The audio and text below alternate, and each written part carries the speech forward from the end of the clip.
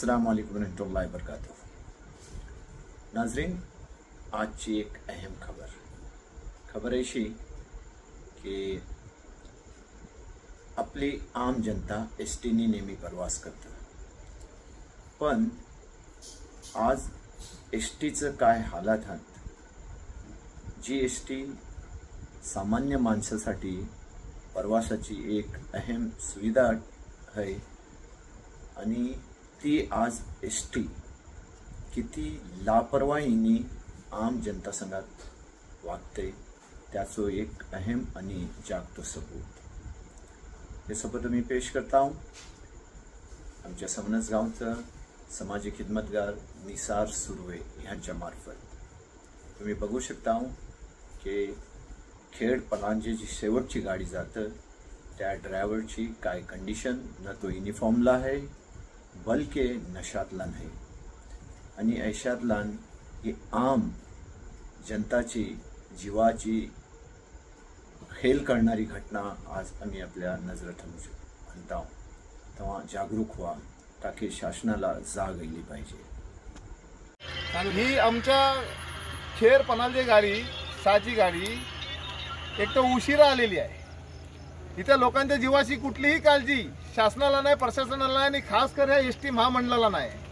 तुम्ही बघू शकता गाडी नंबर नोट करा, आणि हा ड्रायव्हर किती दारू पिऊन हा किती टाईट आहे हे आणतो इकडे फोन त्याला काढा।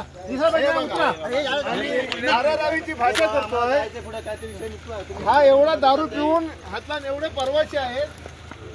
कुठल्याच रॉंग साईडला गाडी घातलेली आहे बघा। त्या मुलाने आपला जीव वाचवण्यासाठी गाडी इकडे आणली आणि तुम्ही बघू शकताय की ही गाडी बघा कुठं घातलेली आहे। नशीब ती पोरं इकडे पडली, नाही तर 3 मृत्यूदय इथं सापडले असते तुम्हाला, आणि ह्याची दखल घेणारा कोण नसता।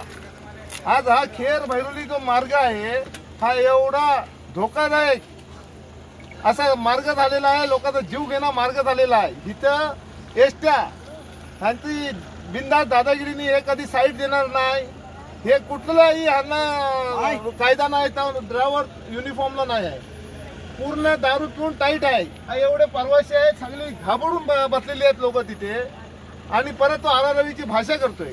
तेव्हा माझी प्रशासनाला पोलिसांना नम्र विनंती आहे की आमच्या खेर भैरोली रस्त्यावर थोडंसं लक्ष असू द्या। तिथं वालूचे डंपर, जांभ्याचे डंपर, अवैध एवढे धंदे चालू आहेत। परत या एसटी वाल्यांची आरेरावी म्हणजे काय, शासनाचा जर ड्रेस असेल तर काही जीवाचं काही करायचं, भलं वाईट करायचं हे कुठवर सरळ आहे, आणि एक तर त्याचा ड्रेस नाही आणि एवढा पिऊन बसलेला इथं की आज इथं भयंकर काहीतरी अपघात घडणार होता।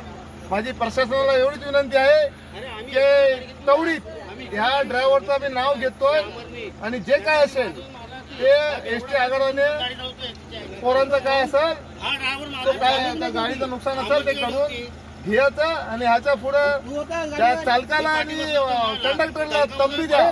त्या रस्त्यावर चालत असताना समोरून येणाऱ्या वाहनाची पण दखल घ्या, ओव्हरटेक मारणाऱ्या पण वाहनाची दखल घ्या, आणि एक प्रत्येकाची काळजी घ्या एवढी मी विनंती करतोय।